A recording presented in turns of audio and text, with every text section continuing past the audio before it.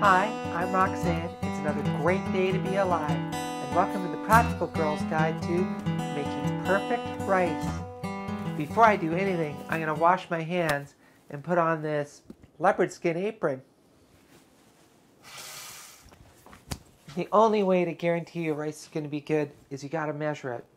I'm going to take 1 cup of rice and I'm going to put it together with 2 cups of water. That is the most common proportion, and generally that will work. I find with brown rice you have to put a little bit less water in it because it just doesn't absorb as much. So let's get 1 cup of rice into here,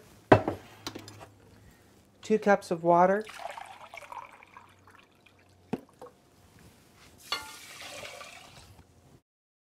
now you're going to have to put some salt in there. The salt is really kind of essential to give it that last bit of flavor it needs.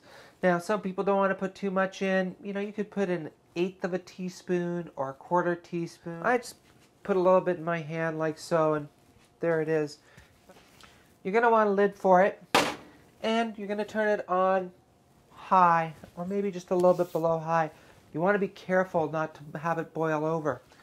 I'm going to get that heating with the lid off. Once it starts to boil, then I'm going to turn it down and put the lid on it. But you got to keep an eye on it for a little bit. In the meantime, while I'm waiting for the rice to boil, what do you think of this apron? Very classy, don't you think? There it is. We got a perfect boil now. I'm going to turn that down and I'm going to put the lid on it and let that simmer for probably about 5 to 8 minutes, depending on the rice. The trick here is to not let it boil down. As the water starts to get absorbed into the rice, the water drops, and then it goes below the level of the rice. That's the point to take it off the burner and just let it finish cooking all by itself. You watch.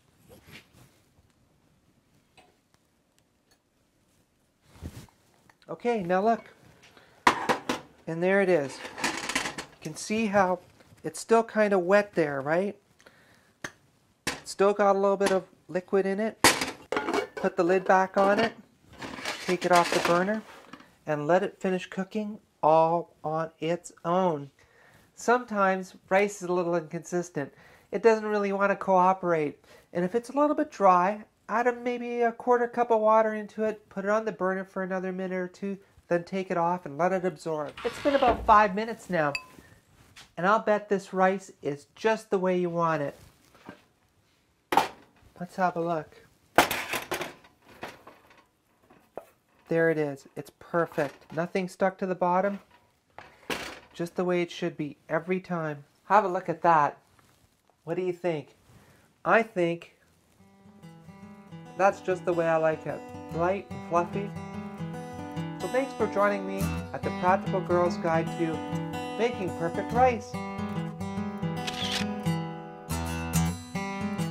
The trick here is to not let it boil down. What do you think of this apron?